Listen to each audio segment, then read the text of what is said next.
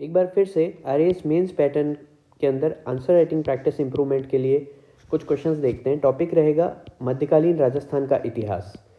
इसके अंदर 3 प्रकार के प्रश्न हम देखेंगे, जिसमें एक प्रश्न 2 अंक का होगा 20 शब्दों का, एक प्रश्न 5 अंक का और एक प्रश्न 10 अंक का होगा। आइए देखते हैं। पहला क्वेश्चन है, महाराणा कुंभा की 2 रचनाओं एवं 2 उपाधियों के नाम दीजिए। तो सीधी सी बात है, 2 रचनाएं पूछी और 2 उपाधियां पूछी, यानी कि 4 फैक्ट्स टोटल पूछे हैं हमसे। अगर हम ये 4 फैक्ट प्रेजेंट कर देंगे तो यहाँ पर मैथमेटिकल मार्किंग हो जाएगी और 2 नंबर पूरे हमको मिल जाएंगे। तो हम इस आंसर को कैसे लिखते हैं, पहले थोड़ा सा बोल्ड इंक का पेन यूज़ करते हैं। इसमें अगर ब्लैक इंक यूज़ करेंगे तो और बेहतर, क्योंकि वो थोड़ा सा बोल्डनेस उसमें वैसे ही होती है। तो रचनाएं, जिसके अंदर हम लिखेंगे रसिक प्रिय और कामराज रतिसार, या जो भी 2 रचनाएं आपको याद हो, लेकिन हमको 2 रचनाएं लिख देनी है। दूसरी हेडिंग हमने डाली उपाधियां, और जो 2 डिमांड्स थी क्वेश्चन की वो हमने यहाँ पर फुलफिल कर दी। यहाँ रिमेनिंग पोर्शन को आप नहीं भी यूज़ करेंगे तो चलेगा, क्योंकि इससे अनावश्यक आपका समय खर्च होगा, जो कि मार्क्स बहुत ज़्यादा जोड़ने में लाभकारी होगा नहीं, क्योंकि यहाँ 4 फैक्ट पूछे, आपने चारों दे दिए हैं। आगे देखते हैं। अगला क्वेश्चन है, ये क्वेश्चन बहुत ही इंटरेस्टिंग है। राणा सांगा द्वारा खानवा के युद्ध में अपनाई गई पाती परवन की नीति वर्तमान प्रशासन में भी प्रासंगिक है, टिप्पणी कीजिए। यानी कि आपने जो भी हिस्ट्री का पोर्शन पढ़ा है उसकी प्रासंगिकता, उसकी रेलेवेंस पूछ रहा है करंट सिनेरियो से। 50 शब्दों में हमको उत्तर लिखना है और 5 अंक का उत्तर होगा। तो इस उत्तर को कैसे लिखेंगे, आइए देखते हैं। पाती परवन की नीति क्या होती है, पहले हम 1.5-2 लाइन में वो उसका एक इंट्रोडक्शन दे देते हैं। खानवा के युद्ध से पूर्व राणा सांगा द्वारा राजपुताने के विभिन्न राजाओं को पत्र व्यवहार के माध्यम से एकजुट होने एवं युद्ध में सहयोग करने हेतु आमंत्रित किया गया था। ये तो बेसिकली पाती परवन की नीति है जो हमने समझा दी। अब इसकी प्रासंगिकता वर्तमान प्रशासन में कैसे महत्वपूर्ण है, क्या प्रासंगिकता है, उसको देखते हैं। थोड़ा सा डिफरेंट तरीके से हमने लिखने का प्रयास किया है इस उत्तर को। देखिए, उत्तर लिखने के अलग अलग तरीके हो सकते हैं। कहीं आपको ऐसा लग रहा है कि एक टाइम फ्रेम क्रिएट हो रहा है, तो आप उसको इस तरीके से भी लिख सकते हैं, ये 1960 में हुआ, ये 70 में हुआ, ये 80 में हुआ।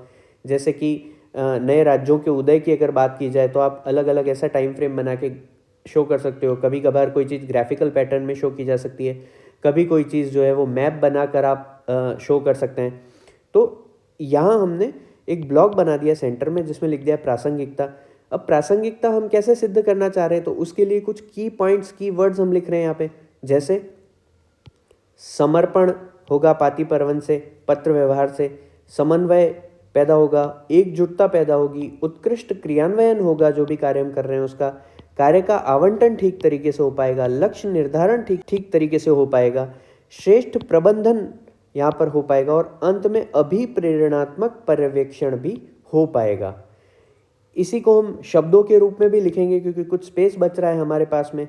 तो आइए देखते हैं उसको कैसे लिखेंगे। चूंकि वर्तमान प्रशासन में भी किसी योजना, किसी नीति अथवा अभियान को सफल बनाने हेतु पत्र व्यवहार एवं बैठकें प्रासंगिक हैं, क्योंकि इनसे समन्वय, एकजुटता, समर्पण, कार्य आवंटन, लक्ष्य निर्धारण, श्रेष्ठ प्रबंधन, उत्कृष्ट क्रियान्वयन एवं अभिप्रेरणात्मक पर्यवेक्षण सुनिश्चित किया जा सकता है। अंत में एक छोटा सा निष्कर्ष दे देंगे कि निश्चित रूप से यह कहा जा सकता है कि तत्कालीन परिस्थितियों में उपयोग की गई पाती परवन की नीति आज भी प्रशासन में प्रासंगिक है। बेसिकली ये जो प्रश्न है वो आपकी तर्क शक्ति को जांचने के लिए पूछा गया प्रश्न है, कि आपका विवेक का आप कैसे इस्तेमाल करते हैं, आप कैसे आर्ग्यू कर सकते हैं चीज़ों के साथ। हिस्ट्री को करंट के साथ जोड़ना ये एक टास्क होता है, और वो आपसे अपेक्षा की गई है कि आप हिस्ट्री को करंट सिनेरियो के साथ उसकी रेलेवेंस को प्रदर्शित करें। तो बहुत अच्छे ढंग से हम इस तरीके से अगर प्रदर्शित करेंगे तो मैक्सिमम मार्क्स गेन करने की संभावना बढ़ जाएगी। आगे देखते हैं। अगला प्रश्न है, महाराणा कुंभा की उपलब्धियों का वर्णन कीजिए।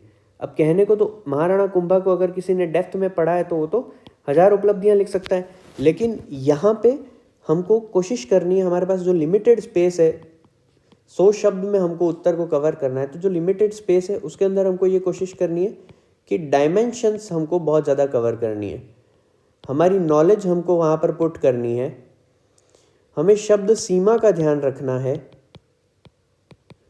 और इसके आधार पर एक बेहतर प्रेजेंटेशन देना है।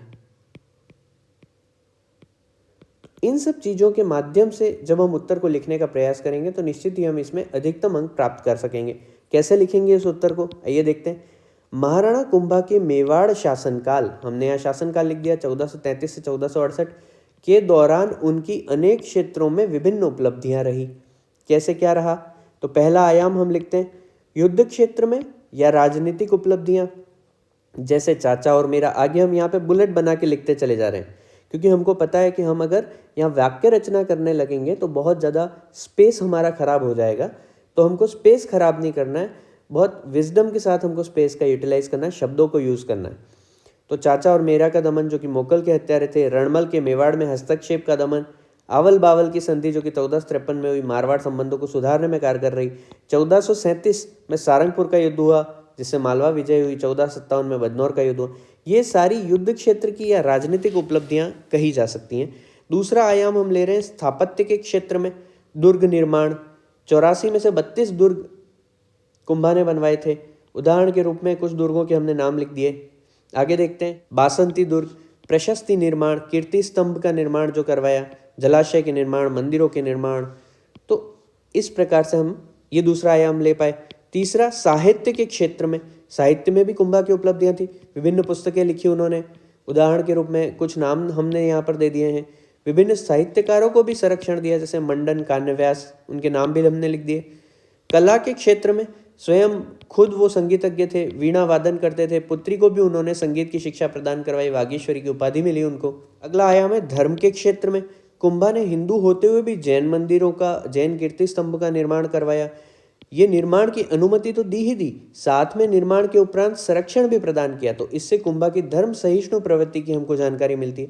निष्कर्षतः यह कहा जा सकता है कि महाराणा कुंभा की मेवाड़ शासनकाल के दौरान बहुआयामी उपलब्धियां रही, जिस कारण उन्हें अनेक उपाधियां भी दी गई। नाम लिख दिए उपाधियों के।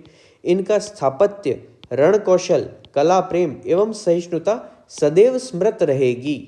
इस प्रकार से यदि हम उत्तर लिखते हैं और ब्यूटीफुल निष्कर्ष के साथ उसको एंड करते हैं तो ये मैक्सिमम संभावना बनती है कि हमको अच्छे से अच्छे मार्क्स मिले। और राइटिंग प्रैक्टिस एकमात्र तरीका है कि हम आरएएस मेंस में अच्छी रैंक सिक्योर कर पाएंगे। तो इसका अभ्यास हमें वैकेंसी आने के बाद नहीं बल्कि अभी से प्रारंभ कर देना चाहिए। Thank you.